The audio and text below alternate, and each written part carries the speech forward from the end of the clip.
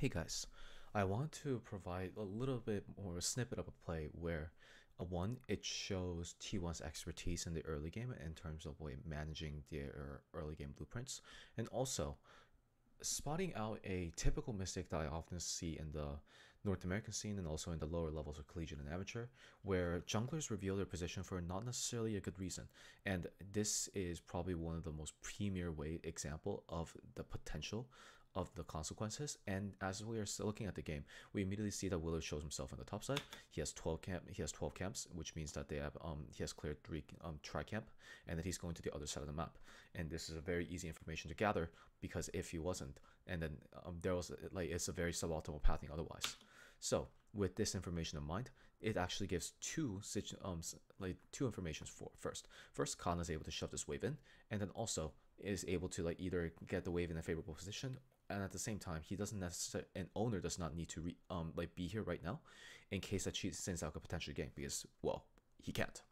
And the second thing that is worth noting is that owner has not spent a single ward up to this point, because he was trying to gather information, and with this information, he knows exactly where he has to place those 2 wards. Where he places them is the 2 respective camps that he knows that are going to be spawning on the red side of the map within the next 30 seconds. Remember that the majority of the camps that are being cleared after the immediate buff, it spawns around the 4:30s to 4:20 timers, and as a result, he's going to be able to identify when the Sinzel is entering the top side again.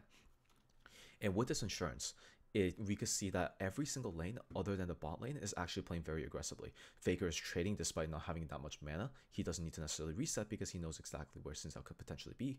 And also, Kana is just constantly shoving to the wave, not being worried about jungle ganks. And this is a perfect set for Graves, where he just never has to worry about the Irelia potential gank pressure.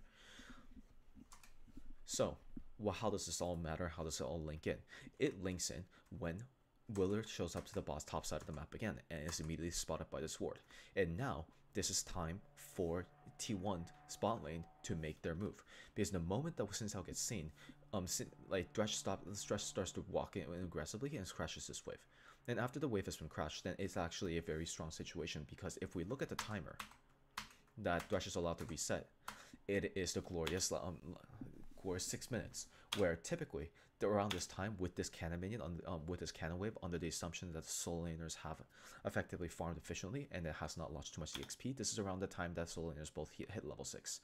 And at this time, where any support roam and any jungle roam at this time, especially taking advantage of the champion's ultimates, will be a great advantage. And during this entire time, we are fully aware of the fact that Willard could potentially be here, so Khan is playing really safely.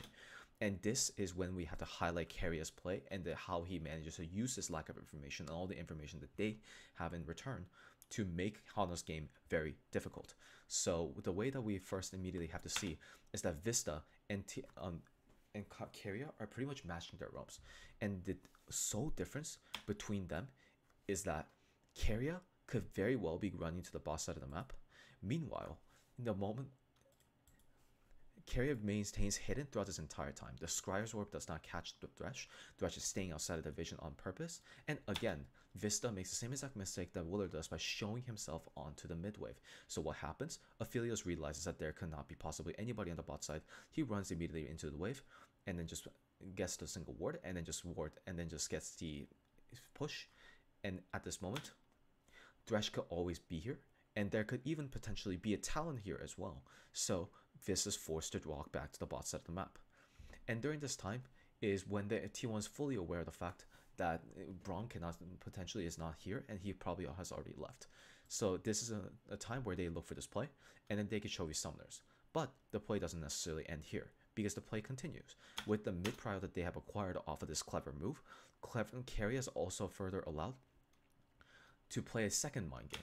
Now, with the under the assumption that a Thresh will be down here to protect the Aphelios from shoving this wave, because they know for a fact that Willard be on the bot side.